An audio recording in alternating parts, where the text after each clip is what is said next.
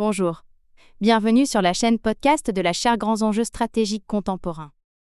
Cet épisode est un extrait de la conférence prononcée par M. Victor Shah, chercheur associé, Center for Strategic and International Studies, CSIS, Washington, États-Unis.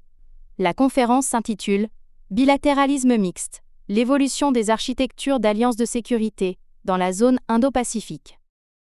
Nous vous souhaitons une bonne écoute et pour nous soutenir, n'oubliez pas de vous abonner à nos différentes chaînes.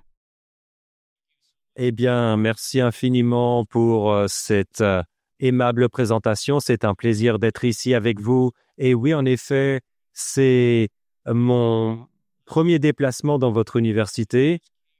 Je viens d'arriver de réunion au ministère des Affaires étrangères français et je suis en retard parce que je suis passé par la mauvaise porte. Mais ce faisant, j'ai eu une très bonne visite du campus de la Sorbonne, donc merci pour cela. Mais c'est vraiment un honneur d'être ici. Là encore, comme l'a dit le professeur Gauthier, c'est la première fois que je visite cette université et c'est vraiment un honneur. Donc merci infiniment. Je vais parler de l'évolution de l'architecture sécuritaire dans l'Asie de l'Est ou l'Indo-Pacifique et je vais vous donner un aperçu historique et aussi évoquer quelles sont mes observations historiques et leurs implications pour l'administration actuelle aux États-Unis et ce à quoi nous pourrions nous attendre en matière de sécurité à l'avenir. Comme vous le savez tous, les États-Unis, dans les années qui ont suivi la Deuxième Guerre mondiale, ont créé un certain nombre d'alliances en Asie qui ont vraiment résisté à l'épreuve du temps et qui ont conservé un certain degré de stabilité mondiale et régionale qui a permis à tous les pays de la région de se développer et de s'épanouir. Cette architecture sécuritaire, selon moi, dans l'Indo-Pacifique, a évolué selon 5 phases et je pense que nous en sommes peut-être à la 6e phase qui pourrait être un changement de paradigme avec les premières politiques de l'administration Trump à Washington. Dans ces propos, je vais vous exposer les 6 phases de l'architecture sécuritaire en Asie. Ensuite, je vais voir comment le retour de Donald Trump à la Maison-Blanche se répercute sur cette architecture. Même s'il y a beaucoup d'enjeux pour l'avenir, je crois qu'il y a aussi des opportunités pour que les alliés identifient de nouvelles solutions sécuritaires qu'ils n'auraient peut-être pas envisagées jusqu'à présent. La phase 1, la guerre froide, est ce que je décris comme étant le bilatéralisme dur. Le système d'alliance américain en Asie est né de la guerre froide. Les États-Unis ont créé un réseau d'alliances conventionnelles de sécurité en Asie continentale et maritime qui impliquait le Japon, la Corée du Sud, Taïwan, Formose, les Philippines, la Thaïlande, l'Australie et la Nouvelle-Zélande. Contrairement au réseau de défense collective multilatérale qui a été créé en Europe occidentale, l'architecture sécuritaire en Asie était expressément bilatérale. Les États-Unis servant de moyeu, pour ainsi dire, et chaque allié était relié à ce moyeu comme des rayons sur une roue de vélo. Si vous prenez une roue de vélo avec le moyeu au centre, les États-Unis, et chacun des rayons de cette roue de vélo reliés au moyeu, mais les rayons n'étaient pas reliés les uns aux autres. John Foster Dulles, le secrétaire d'État américain, avait à l'origine l'intention de créer quelque chose à l'instar de l'OTAN en Asie, une organisation du traité de l'Asie-Pacifique, donc l'OTAP. Mais après plusieurs déplacements dans la région, il s'est rendu compte que pour des raisons historiques, une méfiance quant au Japon, des peurs des alliés d'un abandon par les États-Unis, eh bien, il s'est rendu compte qu'une organisation multilatérale de la sorte était impossible à former. Ce réseau bilatéral en roue de vélo d'alliance a permis aux États-Unis d'accumuler énormément de pouvoir. Ils pouvaient dicter à chacun ce qu'ils souhaitaient, étant donné les asymétries du pouvoir dans chacune des relations bilatérales, selon des axes économiques, politiques et sécuritaires. Cette structure d'alliance centrée sur les États-Unis a encore laissé une empreinte très profonde sur l'architecture sécuritaire de la région encore de nos jours. Globalement, elle a été énormément couronnée de succès. Elle a aidé à créer la démocratie dans un certain nombre d'États, comme le Japon, la Corée du Sud, Taïwan et les Philippines. Cela a permis d'avoir du développement et de la prospérité économique. Cela a fourni la sécurité et le parapluie nucléaire contre les menaces communistes de la Chine, de l'Union soviétique et de la Corée du Nord.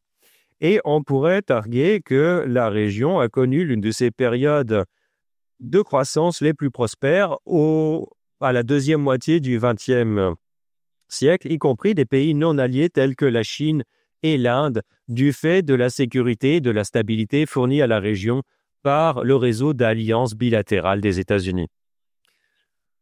Cependant, ce réseau d'alliances n'était pas sans ses problèmes. Tous les pays ne sont pas devenus des démocraties et les États-Unis se sont souvent retrouvés en position de devoir soutenir des régimes autoritaires qui foulaient aux pieds la démocratie et les droits humains simplement parce que ces pays étaient expressément anticommunistes. Comme l'a écrit le professeur d'Harvard et ensuite ambassadeur des États-Unis au Japon, Edwin O. Reischauer, les États-Unis avaient du mal à distinguer le nationalisme postcolonial en Asie postcoloniale des idéologies pro-communistes. Combiné avec la priorité donnée à la sécurité européenne, cela a représenté un certain nombre d'échecs dans la politique extérieure américaine, y compris le bourbier vietnamien. Peut-être que l'un des héritages négatifs les plus durables de ce réseau d'alliances des États-Unis était l'incapacité de la région de s'organiser au dehors de l'architecture sécuritaire dominante. Le bilatéralisme en Asie a fourni à chacun des partenaires ce qu'il souhaitait, ce dont il avait besoin, du mécène qu'étaient les États-Unis, mais d'aucun des autres membres. La structure de ce système d'alliance n'incitait pas à vouloir travailler avec d'autres dans la région. Et surtout, cela ne donnait pas aux États de la région les incitations pour se réconcilier avec la seule grande puissance autochtone de la région, à savoir le Japon. Et la transition bilatérale n'obligeait pas non plus le Japon à s'intégrer plus dans la région. Les effets en sont encore ressentis de nos jours. Quand les universitaires ou les responsables politiques évoquent comment le Japon n'a pas pu affronter son histoire passée dans la région de la façon que l'a fait l'Allemagne, souvent, on cite le manque de leadership politique comme étant la cause.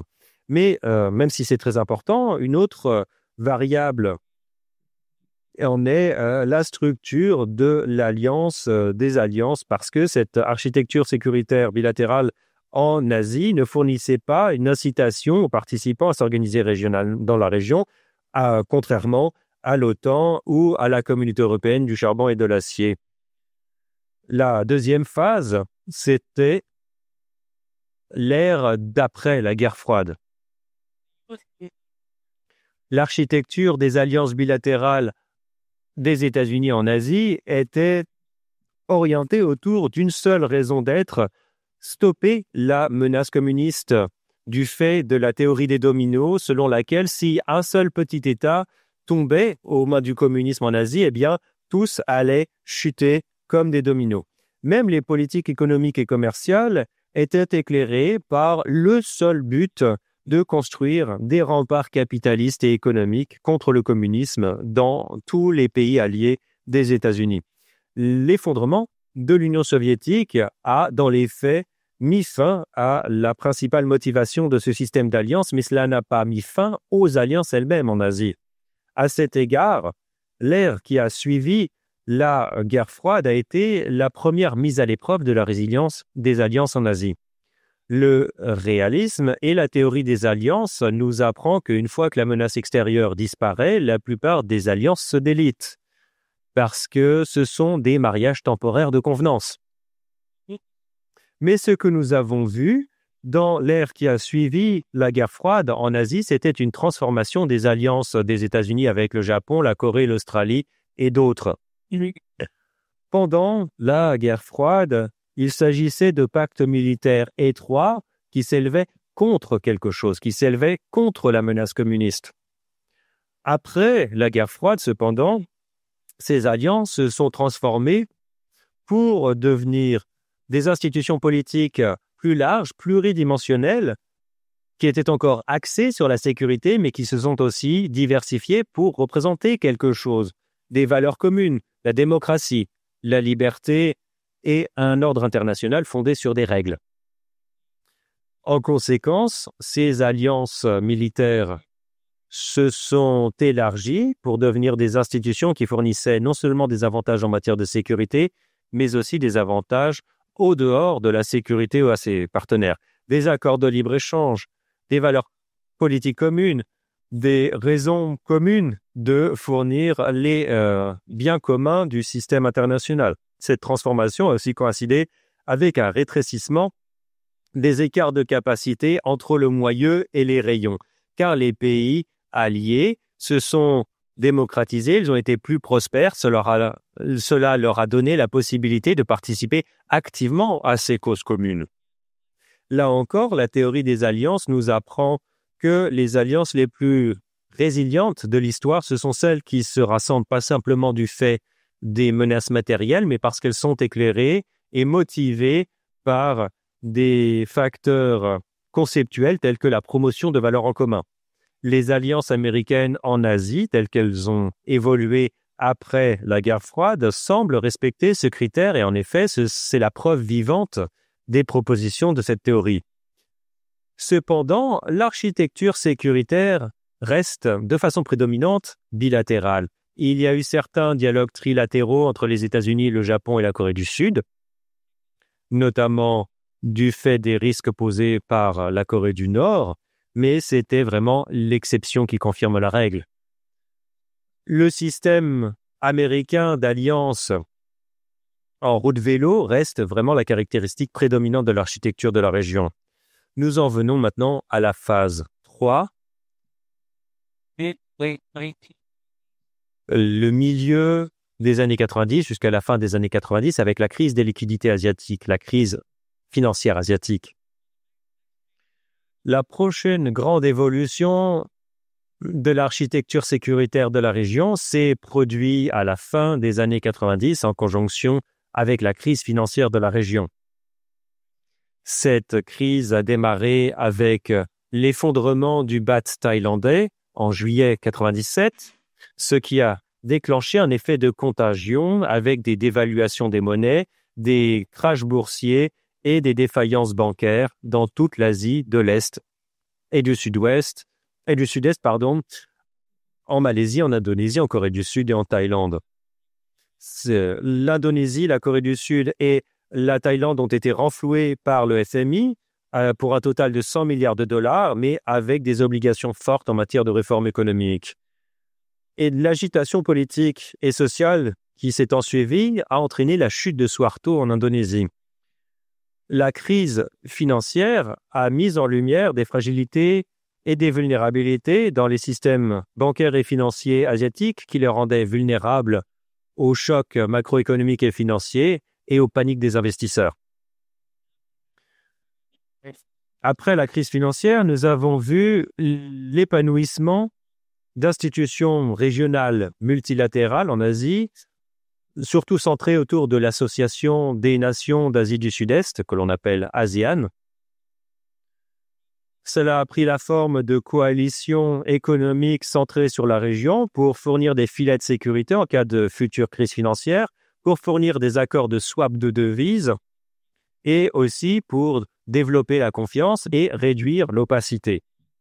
En sus de l'ASEAN, ces regroupements comprenaient l'ASEAN plus 3, donc les nations de l'ASEAN plus la Chine, le Japon et la Corée, l'ASEAN plus 6, l'initiative de Chiang Mai et le sommet d'Asie de l'Est. Le caractère distinctif de ces regroupements était qu'ils n'incluaient pas les États-Unis expressément comme membres à leur charte. De cette façon, d'une certaine façon, cette évolution se devait d'arriver et c'est le reflet de l'impression durable laissée par le réseau en route vélo des États-Unis qui décourageait la formation d'organisations régionales. C'était aussi une riposte régionale compréhensible à la réponse américaine assez distante à cette crise financière. Tandis que les États-Unis ont toujours encouragé leurs alliés à parler les uns avec les autres plus souvent, plutôt que de simplement parler par le truchement des États-Unis, les États-Unis n'étaient pas nécessairement prêts à permettre à leur architecture sécuritaire d'être déplacée, remplacée par ce multilatéralisme régional autochtone. Cela se voit surtout dans les débats de politique sur le sommet d'Asie de l'Est. Créé par l'ASEAN, le sommet d'Asie de l'Est se devait d'être l'institution multilatérale prédominante en Asie, mais les États-Unis n'ont pas exprimé un grand intérêt pour le rejoindre malgré les appels du pied d'alliés tels que le Japon et la Corée. Washington a préféré la coopération économique d'Asie-Pacifique, l'APEC, comme étant le principal regroupement en Asie parce que c'est à l'APEC qu'ils exerçaient le plus de pouvoir.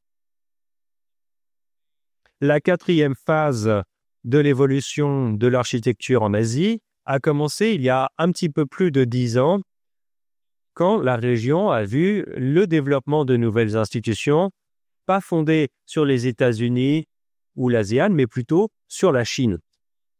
En réaction à un manque de financement des investissements venant d'organisations telles que la Banque asiatique de développement, le Fonds monétaire international ou la Banque mondiale, toutes fortement influencées par l'Occident ou le Japon, la Chine a créé la Banque d'investissement dans les infrastructures asiatiques, l'AIIB, pour soutenir les projets d'investissement dans la région.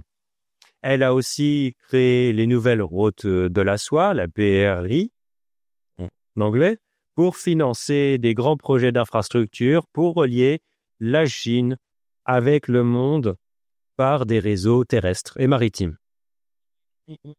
La Chine a revitalisé l'organisation de coopération de Shanghai, OCS, pour traiter d'enjeux sécuritaires internes, de terrorisme, d'extrémisme et de séparatisme, et a élargi l'appartenance à cette OCS au-delà de l'Asie centrale. Elle a été aussi en fer de lance dans la création d'un grand accord de libre-échange régional mené par la Chine avec les membres de l'ASEAN plus 6, qui s'appelle le Partenariat économique régional global, RCEP, et c'est une alternative à ce qui était le partenariat mené par les États-Unis, le TPP. Désolé pour tous ces sigles. Ces institutions assises sur la Chine comblaient des besoins importants et permettaient de diffuser l'influence chinoise dans les économies en développement en Asie. Au début, les États-Unis ont minimisé l'importance de ces institutions. Les États-Unis ont refusé de rejoindre l'AIIB chinoise. Ils ont refusé de rejoindre cette banque d'investissement dans les infrastructures en Asie et ont essayé d'encourager d'autres alliés américains en Europe et en Asie de refuser les invitations à rejoindre cette AIIB. Mais l'attrait de ces nouvelles institutions en Asie, souvent avec beaucoup moins d'obligations en matière de droit du travail, de l'environnement, de la gouvernance que dans l'Occident, cet attrait était indéniable. La Chine cherchait à utiliser ces institutions pour créer un nouveau récit pour l'architecture sécuritaire en Asie, concentré sur l'Asie pour les Asiatiques, entre guillemets, et l'expulsion des États-Unis de la région.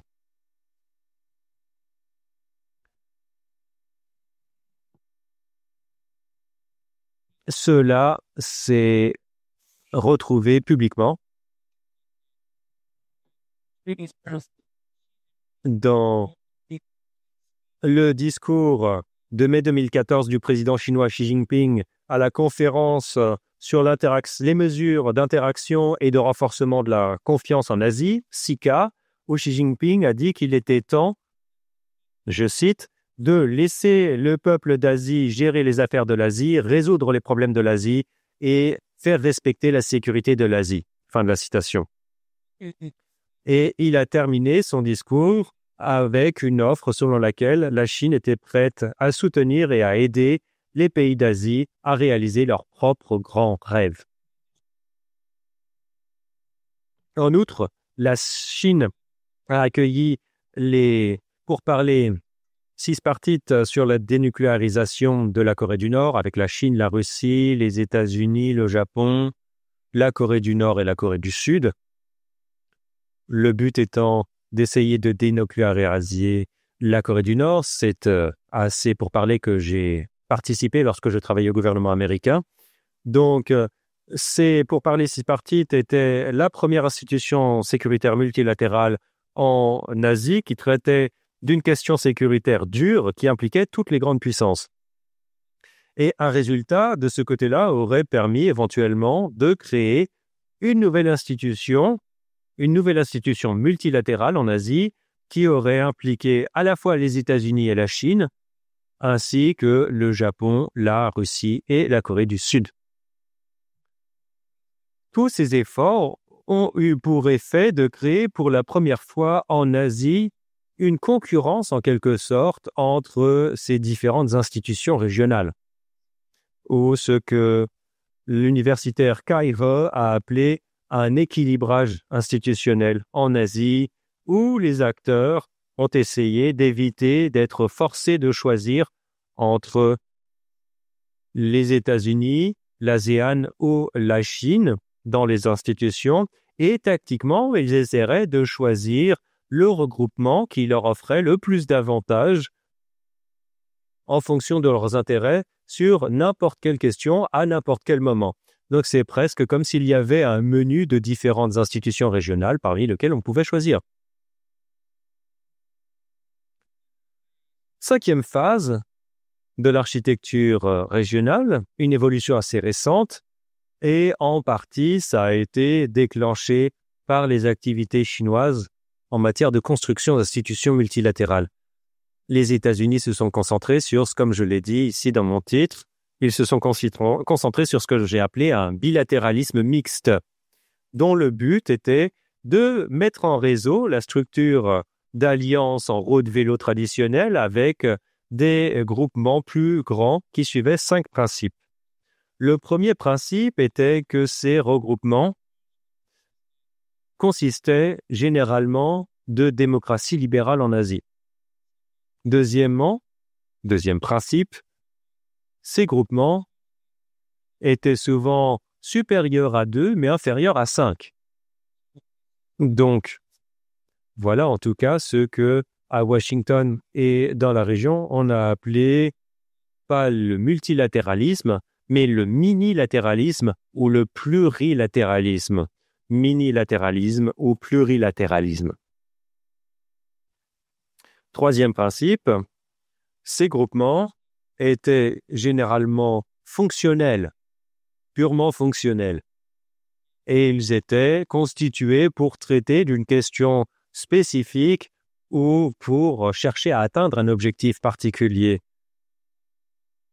Dans les journaux, vous en avez entendu parler, surtout lorsqu'on parlait de contrôle des exportations de technologies de pointe ou bien de sécurité dans la mer de Chine du Sud, des opérations de liberté de la navigation dans la mer de Chine du Sud.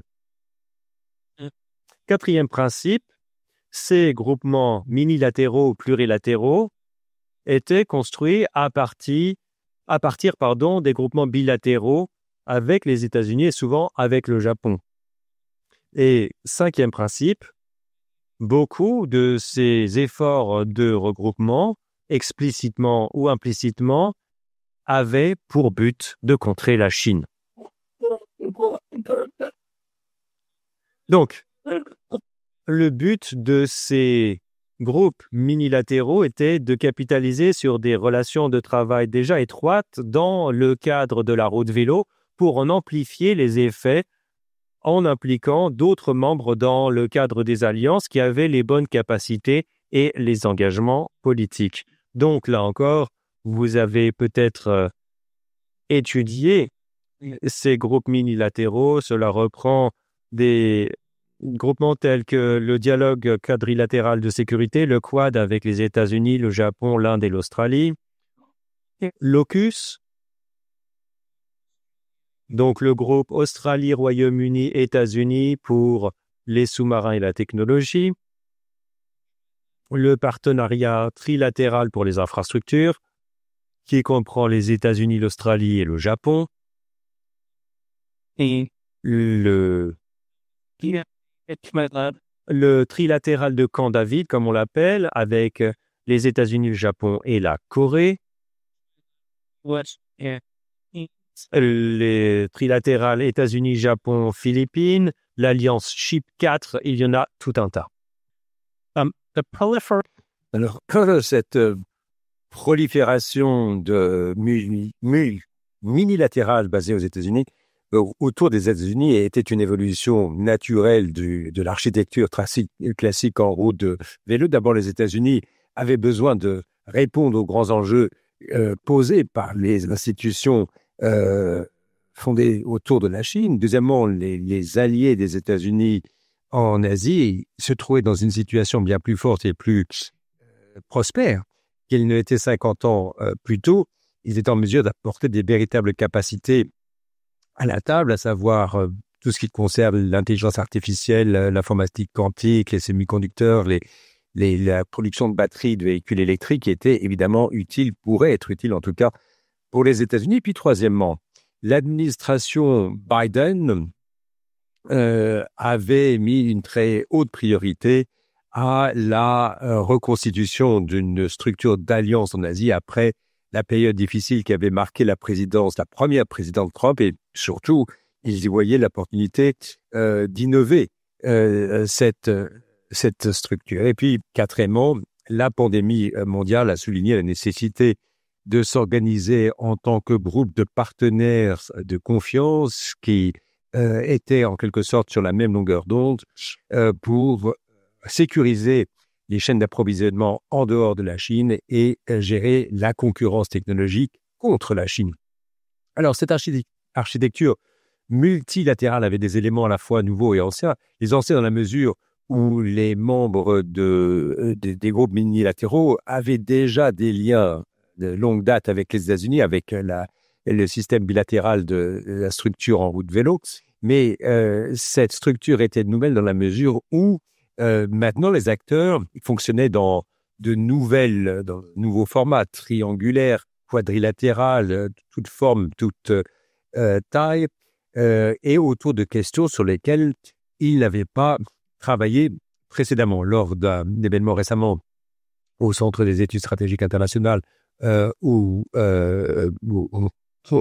j'exerce, en tout cas en dehors de mon poste à l'université de Georgetown, j'ai accueilli une rencontre avec deux des plus influents décideurs politiques autour de cette architecture, donc minilatérale plutôt ou plurilatérale en Asie. Je les ai interrogés sur les temps forts des 4 dernières années lors de l'administration Biden.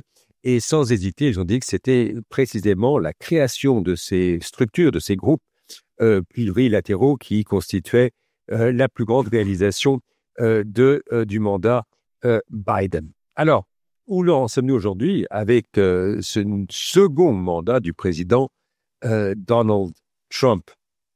L'étape suivante de l'architecture, disons, asiatique, risque d'être fort différent de ce qui se passait parce que le principal acteur, à savoir les États-Unis, connaît actuellement un véritable changement de paradigme en matière de politique étrangère.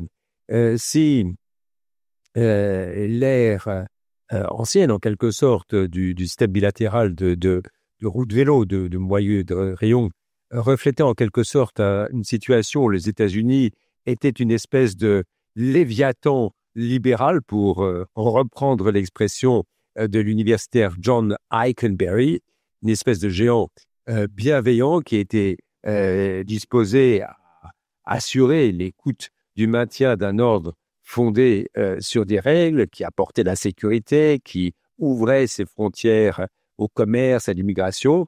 Par contraste, la politique America First est fondamentalement transactionnelle et motivée essentiellement par les intérêts propres au pays. Et donc, on s'appuie sur des réciprocités spécifiques et non pas une réciprocité diffuse. Cette nouvelle démarche, cette nouvelle politique se concentre pour essayer d'éviter que les États-Unis se débordent à travers le monde et renforce la puissance américaine sur le territoire américain en se retirant de l'étranger progressivement. Alors, ces politiques America First ont une autre vue de la valeur des alliés.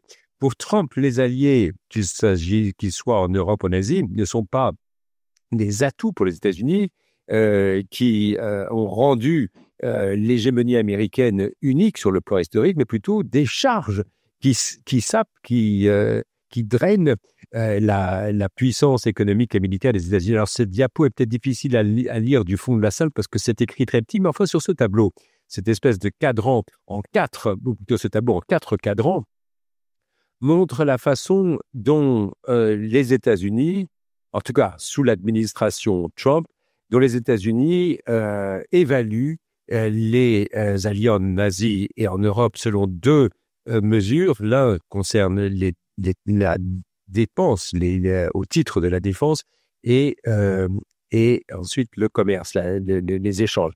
Et donc, vous avez en ordonnée les dépenses militaires et en abscisse la balance commerciale.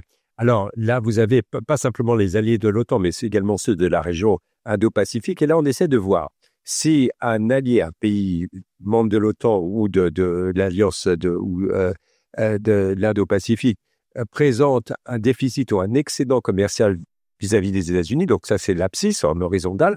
Et en ordonnée, en axe vertical, la question est de savoir si un pays consacre 5% ou plus ou moins de son PIB au titre de la défense. Alors, c'est une espèce de généralisation, mais je ne crois pas qu'il soit faux de dire que c'est véritablement ainsi que Donald Trump évalue ses partenaires. Autrement dit, s'il ne dépense pas, s'il ne consacre pas 5% du PIB à la défense, là, qu'ils abusent de l'engagement militaire des États-Unis, et s'il présente un excédent commercial par rapport aux États-Unis, et là, c'est pas moi qui le dis, c'est lui qui dit que ces pays-là trichent, en quelque sorte, dans les échanges commerciaux avec les États-Unis. Donc, si vous avez une cartographie ainsi de ces alliés, vous voyez que personne se trouve dans la zone verte, à savoir présentant un déficit commercial et une dépense militaire au-delà de 5% du PIB. Tout le monde, essentiellement, triche par rapport aux États-Unis sur le plan commercial et personne ne consacre assez d'argent à la défense. Alors, si l'on essaie de comprendre le comportement de Trump par rapport à ses alliés, ses partenaires, en tout cas, vous avez ici une grille de lecture qui vous permet de mieux comprendre la chose.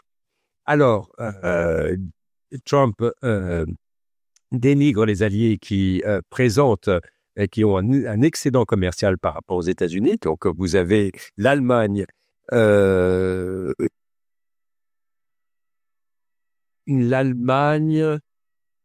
et soit Taïwan ou soit Japon. Enfin, vous avez 2 ou 3 pays et le 4e pays, c'est la Corée du Sud. L'Allemagne a un excédent de 80 milliards, la Corée 61 milliards et les 2 autres quelque chose un peu en dessous. En tout cas, ce sont des pays qui présentent un excédent commercial et donc qui trichent. Ceux qui ne dépensent pas au titre de la dépense, de défense, ce sont donc ceux qui abusent, qui sont un peu des piques-assiettes. Alors, comme vous voyez sur le tableau, il n'y a pas d'alliés en Europe ou en Asie qui remplissent les 2 critères, avec l'exception de la Lettonie. Alors, je ne sais pas s'il y a un letton dans la salle ou une lettonne. Toujours est-il que la Lettonie a au moins atteint les 3% du PIB au titre de la défense. Au départ, c'était 3%, pas 5%, au titre de la défense, au titre des dépenses militaires. Et maintenant, c'est Trump qui a publiquement porté le pourcentage à 5%. Et en tout cas, la Lettonie, remplit ce critère des 3%. Le seul allié de l'Indo-Pacifique qui présentait un déficit commercial par rapport aux États-Unis n'était autre que l'Australie. Alors, je ne sais pas s'il y a des Australiens dans la salle, mais ils peuvent être fiers de ce résultat.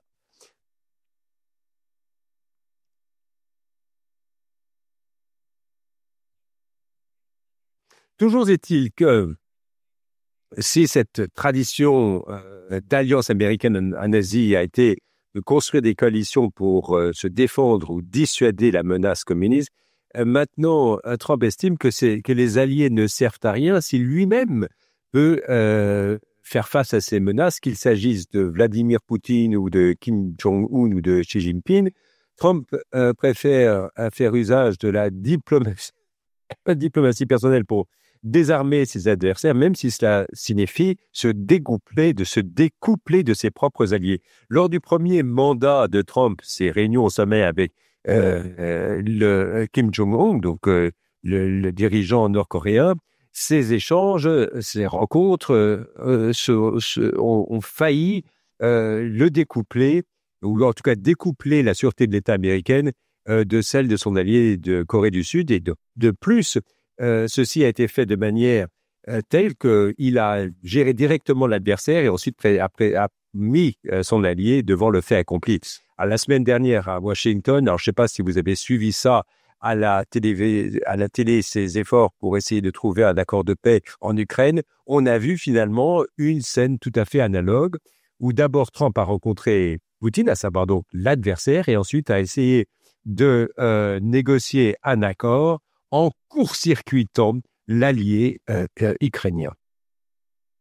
Alors, tout ce que cela signifie pour l'avenir de la sécurité en Asie n'est pas véritablement lisible, mais enfin, on peut quand même formuler quelques spéculations. D'abord, la politique américaine au cours des 4 prochaines années sera stratégiquement prévisible, mais imprévisible sur le plan tactique. Les biais, les systèmes de croyances de Donald Trump sont bien connus. C'est un livre ouvert, on le lit comme un livre, on sait, et il dit ce qu'il pense sans filtre, il ne change pas d'avis trop souvent, mais quant à savoir quand cela se traduit dans la pratique, ça, c'est absolument imprévisible.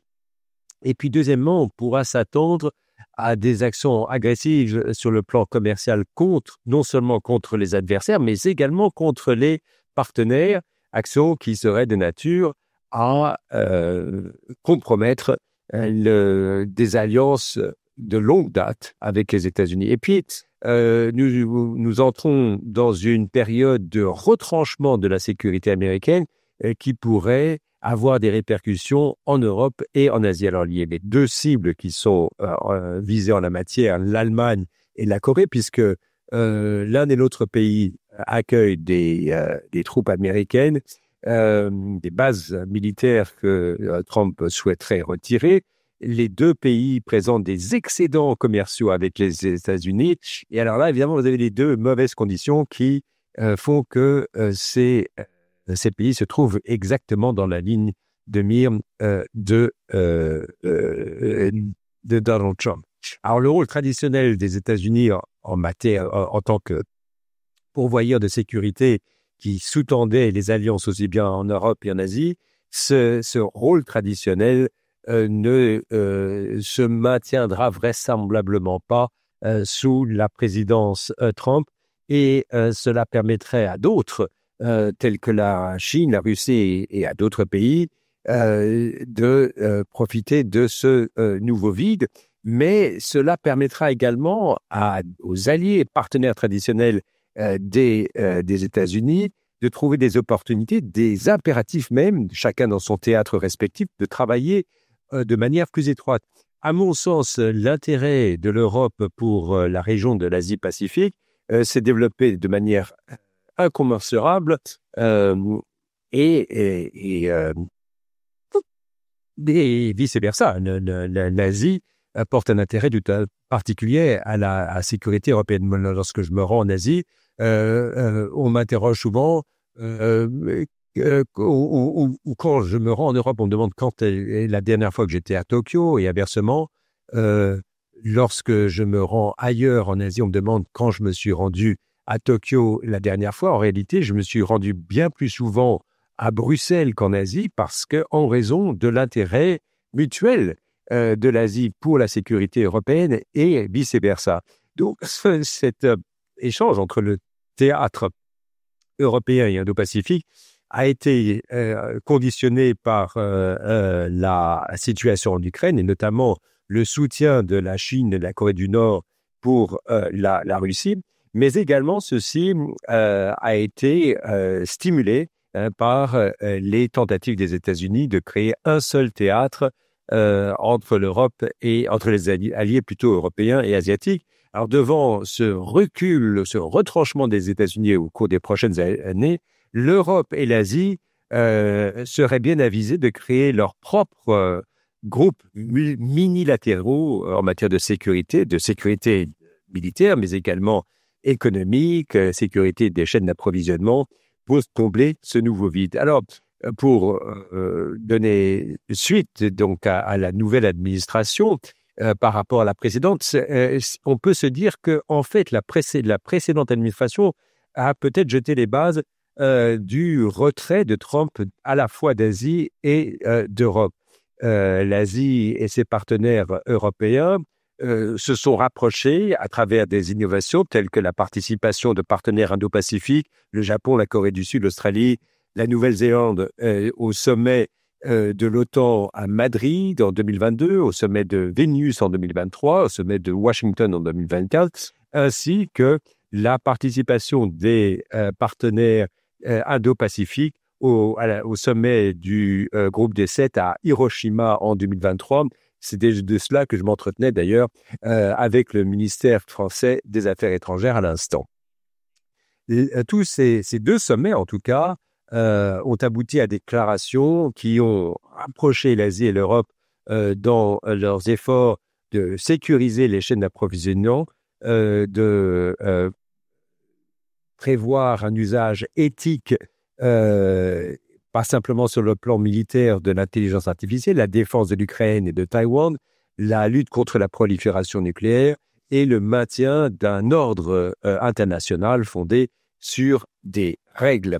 Compte tenu des sous-performances d'institutions traditionnelles de gouvernance mondiale telles que le Conseil de sécurité des Nations Unies, le G20, l'Organisation mondiale du commerce, de plus en plus, les partenaires, qui sont, en harmonie sur ces questions, se sont tournés vers le G7 et les sommets de l'OTAN pour coordonner leur politique. Et le G7 en particulier, avec la participation de pays de l'Indo-Pacifique, ont permis à l'Europe, à l'Amérique et à l'Asie d'élargir en quelque sorte leur rôle dans la gouvernance mondiale à une époque où les institutions multilatérales classiques sont sous pression. Une étude menée au centre CSIS les dernières, par exemple, a montré que des pays tels que l'Australie, la Corée du Sud, l'Espagne ont des métriques de performance qui sont tout aussi bons que ceux des membres actuels du G7 dans les grands domaines qui ont été évoqués dans les déclarations des leaders du G7. Et pour comprendre les deux diapos qui suivent, on va commencer par celle-ci. Alors, c'est très difficile à lire du fond de la salle, mais néanmoins, ce que l'on voit sur ces tableaux, en haut, on voit la résilience économique et la sécurité alimentaire, le développement durable. Donc ça, c'est les trois colonnes. Hein. Ensuite, vous avez en dessous la compétitivité numérique, le changement climatique, l'Ukraine et le droit du travail. Donc, vous avez ces 5 colonnes qui représentent les domaines clés où les dirigeants du G7 ont annoncé leur volonté de se coordonner, de coordonner leur politique. Donc, le G7 ça n'est pas simplement une organisation de pays riches qui souhaitent coordonner leur politique budgétaire ou fiscale, ce qui était à l'origine le point de départ. Mais ces pays se sont donné l'idée de coordonner leur politique dans ces domaines, donc de sécurité alimentaire et autres, pour avoir une gouvernance, disons, mondiale à une époque où les instances censées assurer cette gouvernance sont en difficulté. Alors, vous avez des métriques, des chiffres de performance qui sont tout à fait publics et que vous pouvez consulter. Et l'on peut, grâce à cela, classer les pays du G7 dans tous ces domaines dans lesquels, donc, ces pays se sont engagés à se coordonner. Et ce que l'on voit, alors, encore une fois, je sais qu'on ne peut pas lire d'ici, mais là, lorsque vous avez des lignes grisées, cela représente l'Australie, l'Espagne et la Corée du Sud. C'est les trois pays. Alors, vous n'avez pas besoin de lire les chiffres exacts, mais ce que l'on voit, c'est que ces pays s'en sortent aussi bien que les membres actuels du G7 dans ces 7 domaines, donc, qui sont énumérés, 7 domaines où les dirigeants du G7 ont annoncé leur intention de se coordonner. Donc ça, ce sont les pays. Puis là, vous avez le classement général avec ces 7 critères. Vous avez que l'Australie qui se trouve en 5e position, la Corée du Sud en 8e position.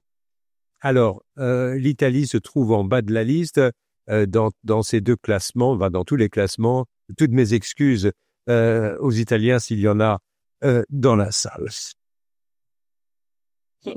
Toujours est-il que des pays tels que l'Australie, la Corée du Sud et l'Espagne ont des performances, des chiffres de performance qui sont aussi bons que ceux des autres dans ces domaines clés. Ceci est ressorti des sommets des leaders du G7 où les engagements ont été annoncés. Et donc, vous avez des pays qui pourront apporter des capacités dont l'organisation auront bien besoin à une époque où ces organisations de gouvernance mondiale sont non seulement en difficulté, sont sous-performantes pour ainsi dire, et sont également attaquées de part et d'autre. Au cours des dernières années, la Russie a mis son veto à 14 projets de résolution du Conseil de sécurité et le Japon la Chine, en avait fait de même. On voit que ces instances sont incapables d'agir sur ces questions clés, l'Ukraine, Gaza ou la Syrie. Le Conseil de sécurité des Nations Unies se montre impuissant. Alors même si la guerre est une chose épouvantable, vous avez quand même une conversation entre les théâtres de l'Indo-Pacifique et de l'Europe sur des questions sécuritaires et de manière inédite. Et ces conversations sont de plus en plus importantes, justement à présent que les États-Unis font mine de se retirer. L'architecture en Asie et en Europe se sont appuyées sur les États-Unis qui étaient la fondation, et un rôle diminué des États-Unis ne devrait pas simplement se traduire par des politiques, si vous voulez, d'auto-renforcement, mais également par un dialogue entre ces 2 théâtres pour renforcer l'architecture non seulement de défense, mais également de gouvernance mondiale pour dissuader la menace et reconstruire un ordre international fondé sur les règles. Je vous remercie de votre attention.